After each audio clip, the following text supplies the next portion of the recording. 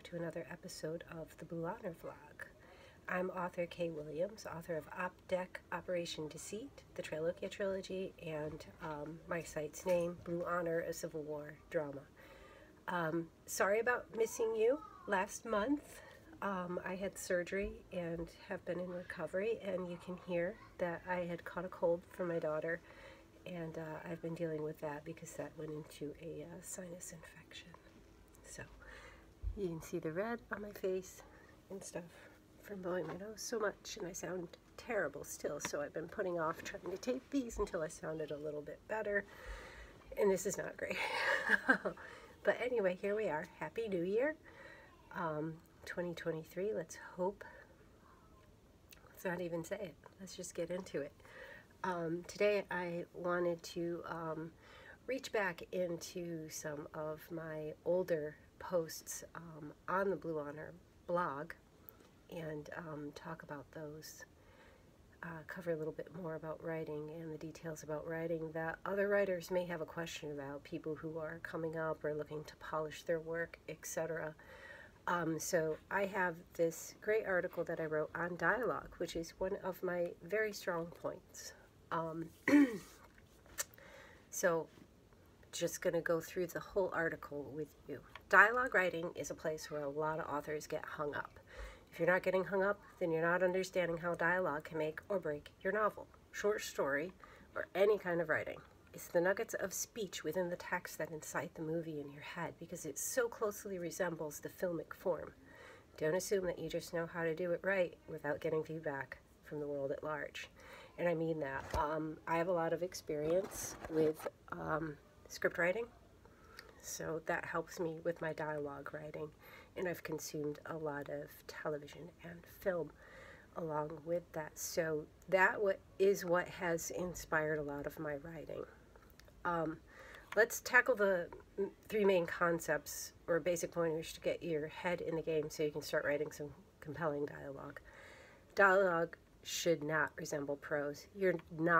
Dialogue sits within prose, but should never be confused with the same type of speech and expectations, grammatically speaking, that prose is bound by. Of course, you will apply basic grammar, from conjunctions to contractions, punctuation to possessions. That is not the essence of what I am expressing here. The proper English format of a sentence can largely be ignored unless you are dealing with someone who needs to have perfect speech for some angle of their characterization. Their IQ is exemplary, they're a computer, they're an alien, they just learned English from a computer or an alien. Don't forget your pacing. Sorry, I have my camera balancing on a box and it keeps sliding. Don't forget your pacing. Dialogue pacing will be separate from your prose's pacing, but it will also tend to augment it in some fashion, speedier, slower, echo of the narrative pace, and a contrast. Speech is flexible, not rigid with rules. Failing to measure the flexibility of human speech will give you stiff dialogue, prosaic speech. It doesn't make them sound period appropriate to speak perfect English. They sound rather unapproachable, stiff, and ridiculous. It makes it hard to read them. That leads me to the next point. Dialogue is conversation. Duh, right? I mean, it's conversation between humans or species, because your book may not always be about human beings. The dialogue you're writing between conversing partners in human speech, in most cases, conversation is dynamic. In my upcoming work, there are interspecies dialogues which require a special bit of attention, which I will get to in a moment. As stated above, to avoid stiff dialogue, you want to write a speech as you would expect to hear it. Further than that, you must make certain that your character would speak in such a manner. Someone from Missouri isn't going to be all Brooklyn about it. YouTube is a great resource for listening. Yes, listening. You need to listen to conversation, a lot of conversation, before you can accurately write it, which is why I said I consumed a lot of television and movies. I watch how they do it. When something feels inauthentic, you can really feel it in a film. Something to do with the dialogue, the way that the performers are doing it. You pick up on accents that aren't quite right, etc. No one quite speaks like you do, so your character shouldn't all sound like the author might speak. They're supposed to be their own people, so they jump off the page. Figure out where they're from, figure out their background, education level, gender, race, are they even human, who they hang out with, their interests, hurts, and experiences, figure out who they want to be, because who we want to be can influence how we portray ourselves to others, and much of that portrayal is done in speech. Another great tool to take advantage of outside of YouTube is film. Film is visual and auditory. It can help you write better in a lot of ways. Trust me on this. I have a master's in screenwriting, and that education has helped me write my writing immensely. Films rely on a lot of dialogue to advance the story and to create character. Most actors apply the bullet points above to their characters while portraying them, so watch them work this out on screen, and it will help you attend your own characters in the same manner. I bet you never thought acting was part of the requisite of writing.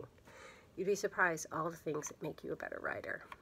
There's a lot more thought put into it than you might imagine. Research. As you can see by the bullet points listed under point 2, this is from the article, so you can go to that. That is, let me find the date here for you. That is from May 6th, 2015. And if you just search dialogue in the search feature on, you'll find the article so that you can refer back to this in writing. Print it out maybe to have with you off computer.